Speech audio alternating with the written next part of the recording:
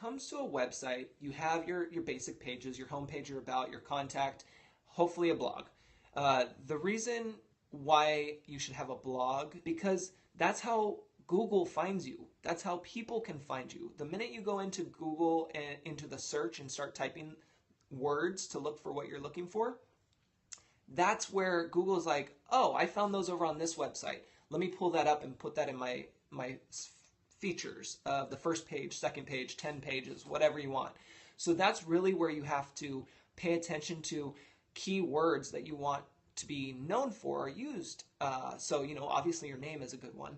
And if you're into social media or marketing, or maybe you're a baker, or whatever it is, find some good keywords that you can put in those copy that you have on the homepage, in your about, in your contact, as well as if you can do a blog. Now, I know blogs are one of those things that are just tedious. That's like, I don't want to blog because I'm not going to keep up. I don't want to create all this extra content. And, the list can go on for excuses, right?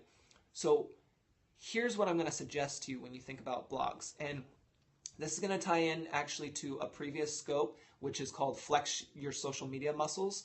And it's over on the Scope School, so you can check it out on Ed Troxel Creative later, Flex Your Social Media Muscles. But what I want you to do is think about a plan, just like anything with your website, social media, which we're going to get to, and now with your blog. You need to have a plan. I want you to write out a plan with what realistically you can do in terms of a time frame each week for your blog, maybe each day or each month. Like, you have to break down your schedule and think, what can I realistically do for my blog? And I'm going to tell you why. So just keep this in mind, because right now you think a blog is just overwhelming and it's too much for you. That's fine. Be overwhelmed. It's like technology. It's going to overwhelm you. But each time you're going to slowly figure out how to make it easier for you. And now the reason, again, you want the blog allows people to look at your site and kind of just browse, That's the cool thing, because they're there for a reason. They wanted to discover a little bit more about you or your product or your services. But you want to realistically put down how often you can spend doing it. So that way you don't feel overwhelmed later and then just give up. This way you'll be able to say, yes, I can do 30 minutes a day to create this content, or I can do 30 minutes a week to do this, or a month. To be honest, I don't really care how often you blog, as long as it's consistent.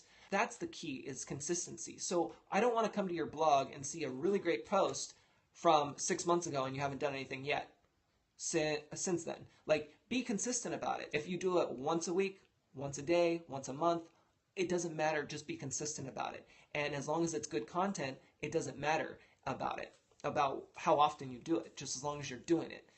Now, the reason why I'm talking a lot about the blog part is because it ties in to social media. And it ties into what some of you probably know I already do, in terms of I scope, so I do these periscopes. This is where I start my content.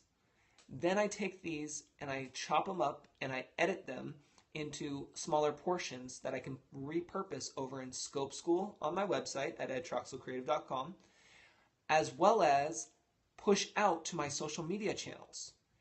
That's the same idea you want to go with on your blog. Your blog should be where you start your content creation, and then from there, take either pieces of it or the whole thing and push it out to social media.